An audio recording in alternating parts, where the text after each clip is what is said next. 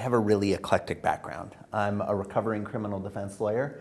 The first step is admitting you have a problem, and then the steps get easier after that. I worked for the Central Intelligence Agency and the Secret Service. I worked in the White House during the Clinton administration, which had its own adventures, but very different than the ones we're having now.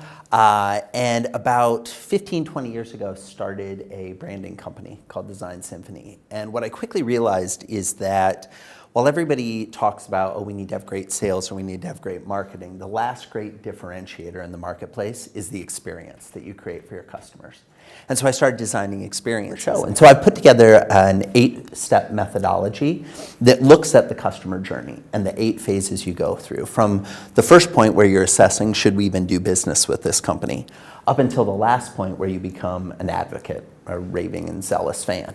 The problem is most people, as soon as they buy, the company tries to get you to become an advocate. Like, who else do you want to refer to? You know, who can you introduce us? How can we grow our share of wallet with you? Instead of recognizing that between those 2 phases, there are 6 other phases that you have to go through.